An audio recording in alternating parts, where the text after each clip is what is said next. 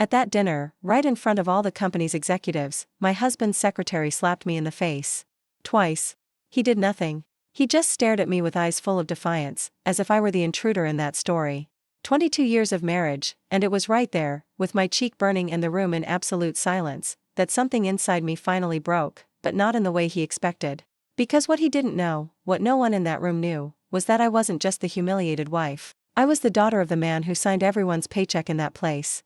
But before we go on, make sure you're already subscribed to the channel and let me know in the comments, where are you watching this video from?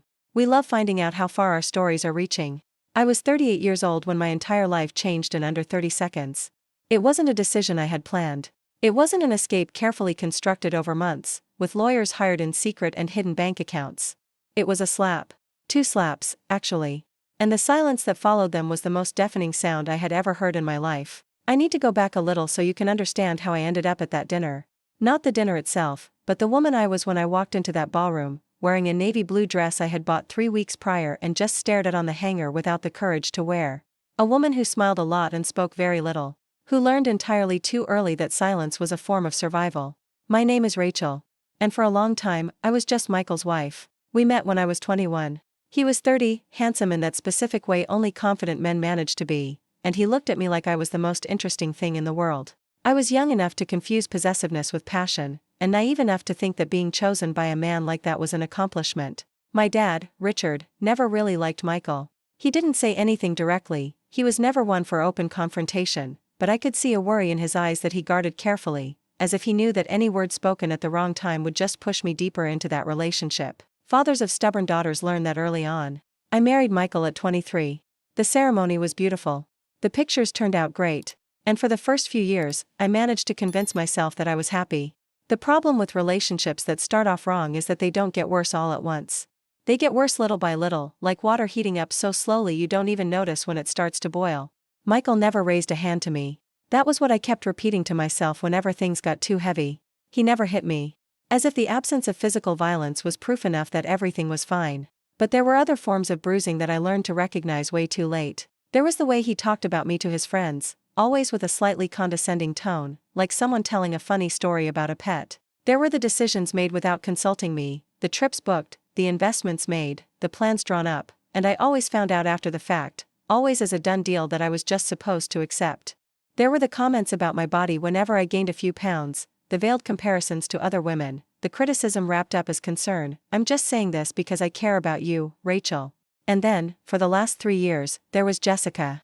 I knew she existed long before I had concrete proof. There is a kind of knowledge that lives in your body before it reaches your mind, a tension you feel in your gut when your husband comes home late and his eyes are somewhere you can't reach.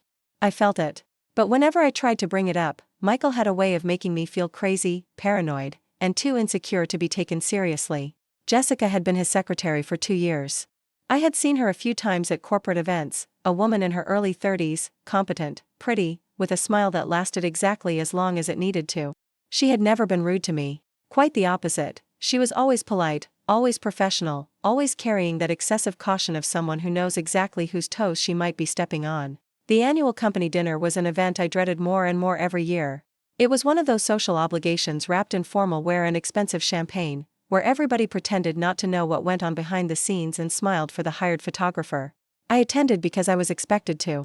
Because I was Michael's wife, and wives show up to these things. That year, something felt different from the very beginning.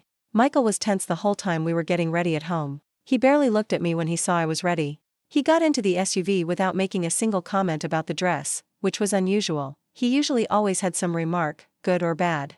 During the drive, he stayed glued to his phone, and I just stared out the window at the Chicago city lights passing by, feeling that familiar knot in my stomach that I had learned to ignore. The ballroom was packed when we arrived. Background music, beautifully set tables, the kind of lighting that makes everyone look a little better than they actually are. I greeted the people I knew, drank my first glass of champagne faster than I should have, and kept an eye on Michael without looking like I was doing it. He found Jessica near the bar within the first hour. I saw the exact moment they locked eyes. I saw the way she smiled, totally different from the smile she reserved for me. I saw Michael relax in a way he never relaxed when he was with me. And I felt that certainty in my gut solidify into something heavy and final. I stayed where I was. I kept making small talk, kept smiling, kept playing the present, proper wife everyone expected to see. But inside, something was brewing. I couldn't tell you what, or how, I just know a clarity was growing inside me that night, as if that dinner was a line I was about to cross. I just didn't know yet that the line would be crossed in the most brutal, public way imaginable. It was around 10 o'clock when Jessica approached me. She walked over with deliberate steps. I was standing alone for a moment, my husband having wandered off toward a group of VPs, and the space around me was temporarily empty. Jessica crossed that space like someone walking onto territory she had already decided was hers. She didn't say anything to me first. There was no argument, no exchange of words that escalated into a confrontation. She simply walked right up to me, and in a motion that my mind took a few seconds to process as real, the palm of her hand struck my face. The first slap was hard enough to make me lose my balance for a second. The sound was sharp, loud enough to cut through the music and the chatter around us. I felt the heat spreading across my cheek before I even understood what had happened. The second one came right after. More calculated, colder. As if the first had been impulse and the second was a statement. The room went dead silent. That silence had texture to it. I could feel every single pair of eyes turning toward me, could feel the collective weight of everyone else's secondhand embarrassment that I was somehow being forced to carry. My cheek was burning. My ears were ringing. And for a few seconds that felt like an eternity, I just stood there, processing. That was when Michael showed up. He must have been close enough to see the whole thing, because he got there too fast to have come from across the room. But he didn't come to me. He went straight to Jessica's side, standing just a few feet from her, glaring at me with an expression I had never seen on his face before, or maybe I had, and just never wanted to name what it was. It was pure rage. Directed at me. The words he spoke were low, but the room was quiet enough that they reached me with absolute clarity. He said that if I dared to fight back, if I laid a single finger on Jessica, he would file for divorce that very night. I heard every word. And then I did something he clearly wasn't expecting. I turned my back to him and to Jessica, and scanned the room for the one person in that building who had always made me feel like I had value. My dad was about 30 feet away, standing near one of the back tables. Richard was 72, with white hair and the straight posture of a man who spent his entire life building an empire from scratch. He was the founder and CEO of that company. His name was on the lobby wall, his signature was on the paycheck of every single person in that ballroom, including my husband's. Our eyes met. I saw the exact second my dad realized what had happened. I didn't need to say a word. The red marks on my face spoke for me, and the scene he had either just witnessed or pieced together from the looks of the people around us was clear enough. My dad's face didn't show any immediate emotion. That was how he was, controlled, measured, the kind of guy who processed things internally before taking outward action. But I knew every line on that face better than I knew my own, and I saw the shift. A rigidity locking his jaw. A deep coldness entering his eyes. He walked toward me with calm, precise steps. The whole room watched. Michael watched, and I noticed the moment his arrogant expression faltered for the first time. Jessica watched, and something in her face shifted in a way I couldn't identify right then, but later recognized as sheer terror. My dad stopped right next to me. He placed a hand on my shoulder, a simple gesture, but in that moment, it carried the weight of a public declaration. He looked at my face. He looked at my burning cheek. And then he turned to face the room with that commanding presence he always had, that ability to completely fill up whatever space he was in. What happened over the next few minutes was the beginning of the demolition of everything Michael had built. But before that, before the fallout, I had to survive that exact moment. Standing in that ballroom with my face stinging and 100 pairs of eyes on me, trying not to collapse. It wasn't easy. Inside, I was trembling so badly my hands could barely hide it. The humiliation was a physical, hot thing creeping up my chest and squeezing my throat. But there was something else, too. Something I didn't expect to feel right then.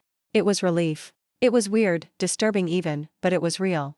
It was as if some part of me knew that this was the moment I had been waiting for without realizing it. The moment when the charade simply got too big to keep up.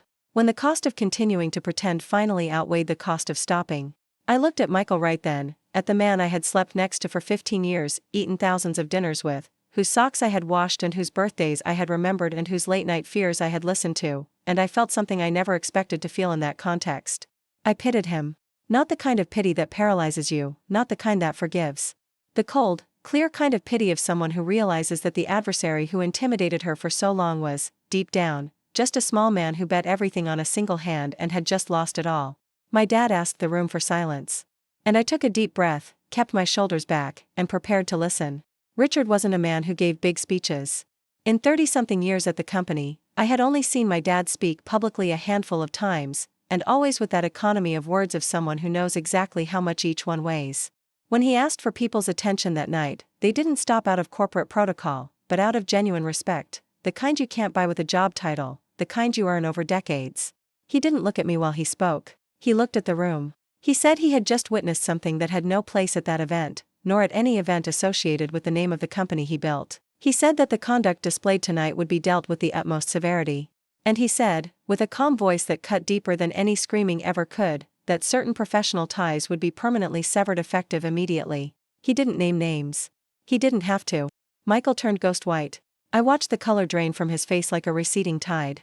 I saw the exact moment his brain did the math and arrived at the conclusion any half-intelligent person would, that he had gambled his career, his status, his six-figure salary, everything he had spent 15 years building by piggybacking on the last name of the woman he had just publicly humiliated, on a bet he had irreversibly lost. Jessica had already slipped out of the room.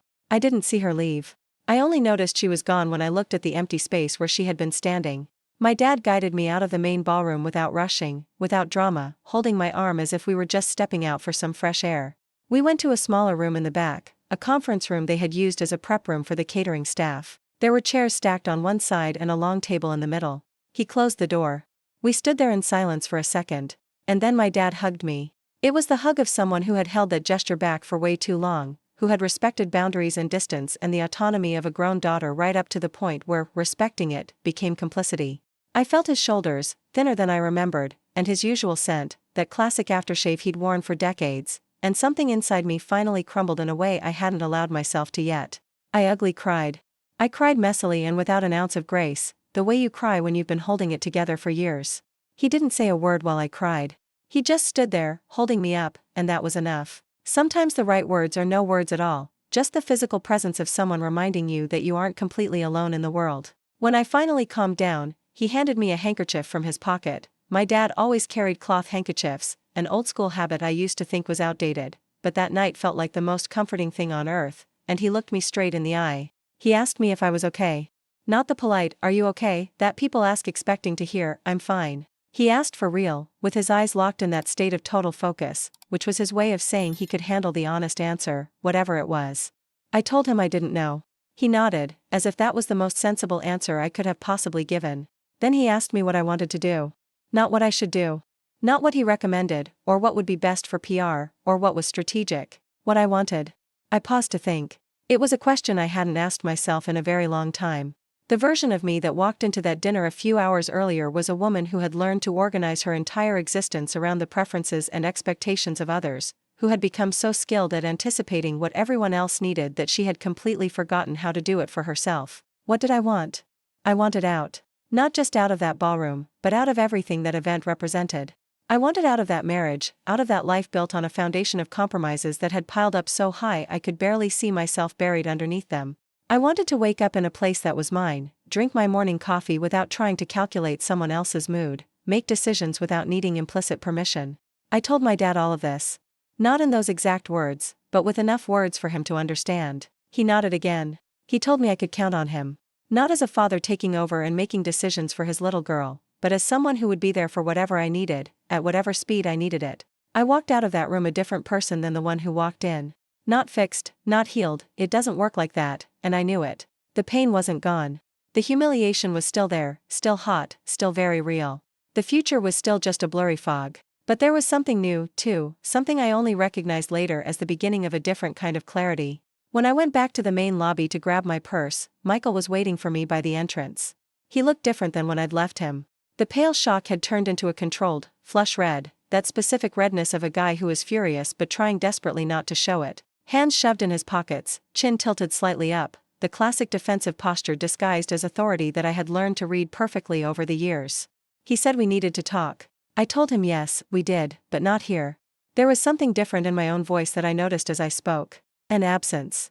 The eggshells I usually walked on when talking to Michael, that protective layer of moderation and diplomacy I developed to avoid sparking unnecessary fights, it was gone. I hadn't made a conscious choice to remove it. It simply vanished, like something that only exists as long as you believe you need it. I grabbed my purse. I told him I was staying at my dad's house tonight. Michael told me I was overreacting. He said it had been a highly stressful situation, that Jessica had acted impulsively, that he had been in shock, that the words he said came out wrong. The entire greatest hits album of excuses I'd already heard in smaller doses for years, now being applied to a situation way too massive to fit inside them. I listened to him. I let every single word land without interrupting him once. And when he was finally done, I just said we would talk later. I saw the sheer frustration hit his face when he realized there was no comeback from me to argue with, no hysterical emotional reaction he could use as a pivot point for whatever gaslighting argument he'd prepared. I'm human enough to admit I felt a tiny sliver of satisfaction in that moment. Not pride, not cruelty, just the liberating realization that I simply didn't want to fight anymore. I walked outside.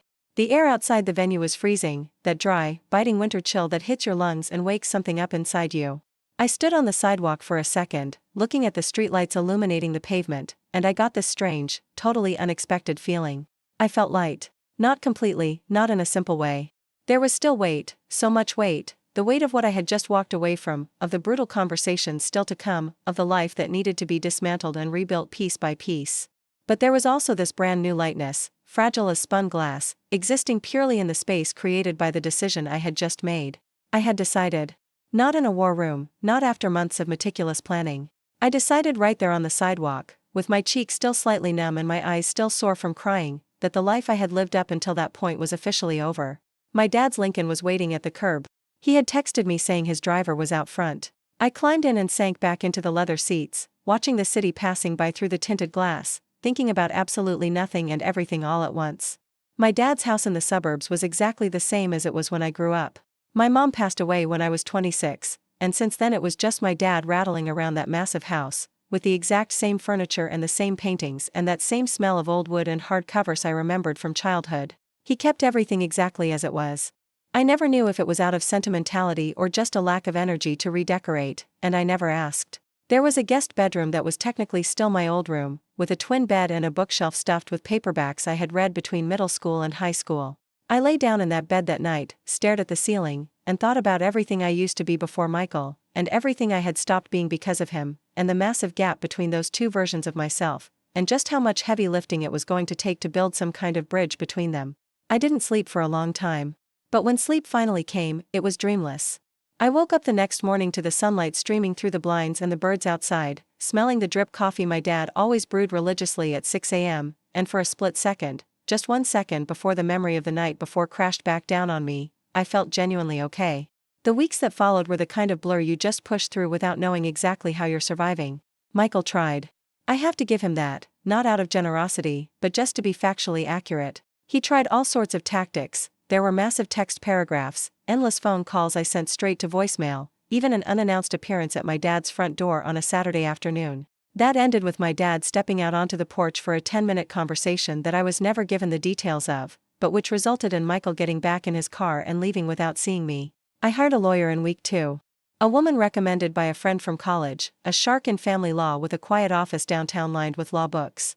She listened to me intently, asked surgical questions, and when I was done, gave me a crystal-clear roadmap of what to expect. There were complex asset divisions, considering Michael had leveraged connections with my father's company to build his own portfolio. There was the luxury condo with both our names on the mortgage. There were joint accounts and stock portfolios and the entire material infrastructure of a 15-year partnership that needed to be surgically uncoupled. It was a lot. It was exhausting just thinking about it. But there was a wildly different energy in facing that kind of logistical nightmare when the alternative was so much worse. Every meeting with my lawyer, every affidavit signed, every choice made was a step in a direction I had chosen. It was mine. And I discovered there is a very specific fuel you get from doing hard things by choice, completely different from the soul-crushing fatigue of enduring hard things forced upon you.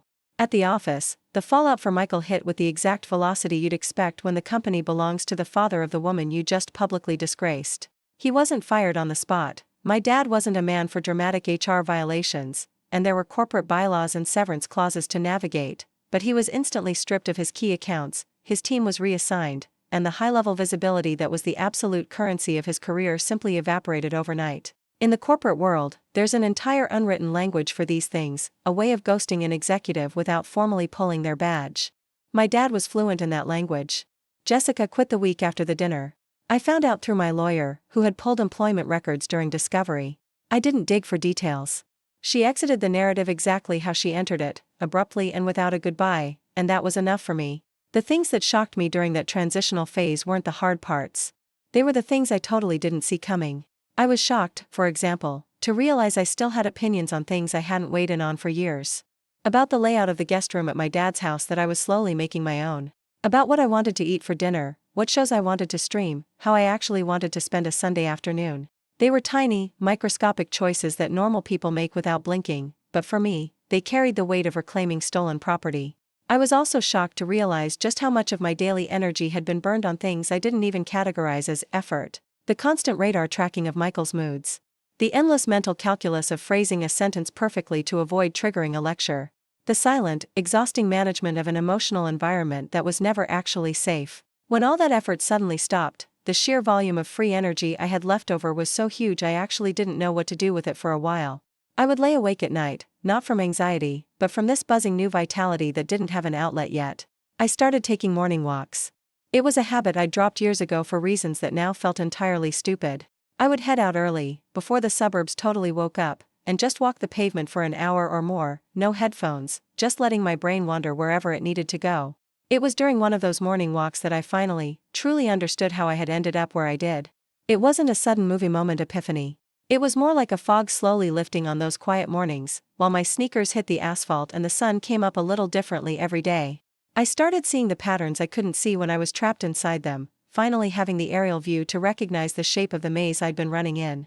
I had walked into a marriage way too young, with a sense of self that was still entirely too porous, driven by a deep need for validation that stemmed from old childhood stuff, and Michael had known exactly how to exploit that, consciously or not. I had given up one boundary at a time, each compromise feeling too small to fight over, each little surrender backed by a perfectly rational excuse. And after 15 years, I had downgraded myself to an extra in a movie where I was supposed to be the leading lady. Realizing that stung. But it was mandatory. Because I was 38, and I had a whole lot of life left on the clock. The divorce was finalized 4 months after the dinner. Michael signed without putting up a massive fight in the end, exactly as my lawyer predicted. His negotiating leverage had completely tanked once his professional reality set in, and he had zero interest in a messy public trial that would just torpedo his reputation further. We reached a settlement on the assets that was fair, maybe not mathematically flawless down to the penny, but perfectly acceptable based on what I actually wanted out of it, which was closure, not vengeance. The morning I signed the final decree, I walked out of my lawyer's downtown office and just wandered the city streets for 2 hours with nowhere to be. I ducked into a random coffee shop I'd never been to, ordered a black coffee and a slice of carrot cake with cream cheese frosting, and sat by myself at a window table, just watching the Chicago traffic roll by. There was absolutely nothing epic about that moment. It was just a woman in a coffee shop, eating cake on a random Tuesday.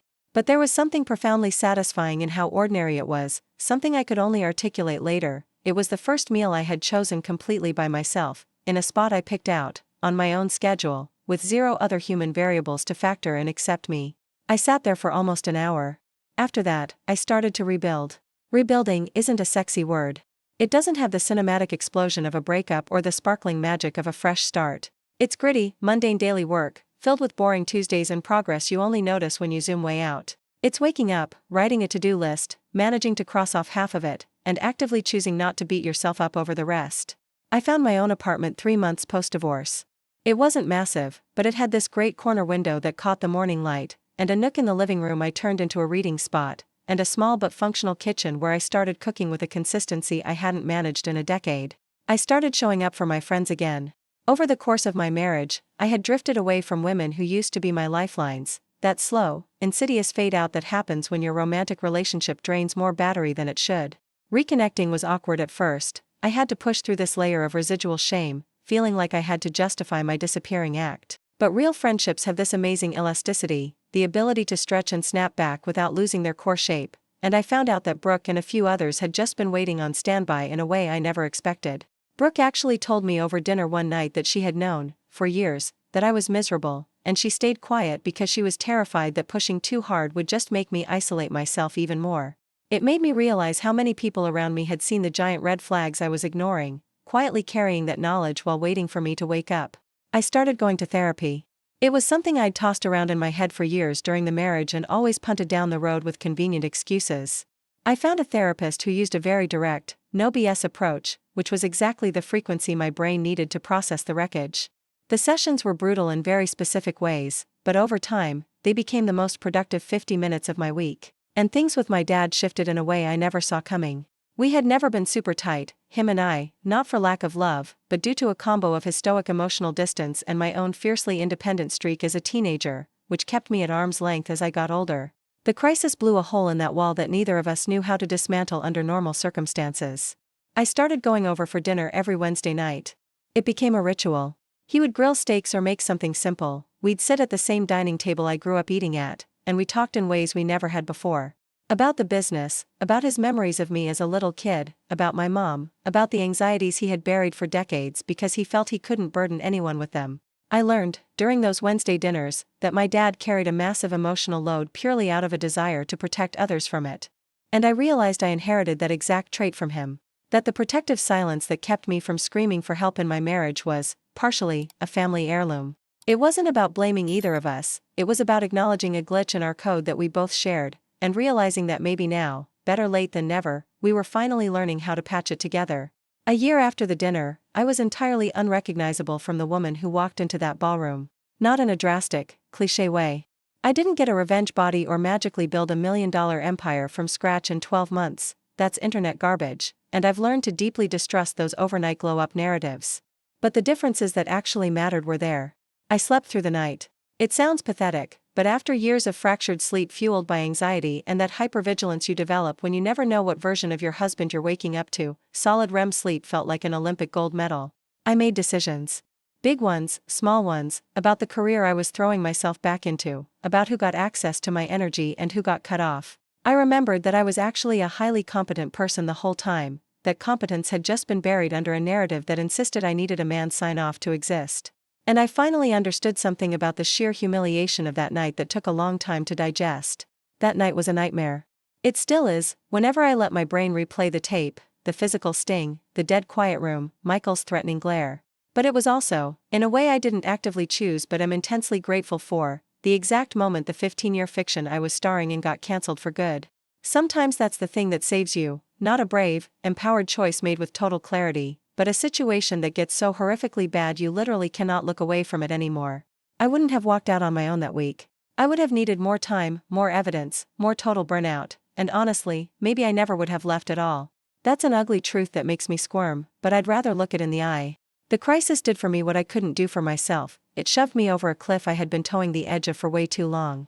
There's a weird guilt in admitting that. My ego really wants to be the badass hero who packed her bags out of sheer self-respect and walked out the door with a perfectly delivered monologue. But my therapist helped me realize that honest self-awareness pays better dividends than fake heroics, and that accepting exactly how things went down is the only way to guarantee you never end up back there. Michael moved out of state. I heard it through the grapevine. I blocked his number the day the papers were signed. He was in another city, maybe Seattle or somewhere out west, working in a totally different industry, and whatever his life looked like now was literally none of my business. I had spent a solid chunk of the year consumed by blinding rage and grief, and I had finally come out the other side into a state that wasn't exactly forgiveness. I still don't know if I subscribed to that, but was definitely pure, unadulterated apathy. An emotional vacancy that felt like a breath of fresh air where a boulder used to sit. On the exact 1-year anniversary of the dinner, I went back to that same downtown coffee shop by myself. I ordered the same black coffee, the same slice of carrot cake. I sat at the exact same table by the window. I watched the city traffic out the window for a while.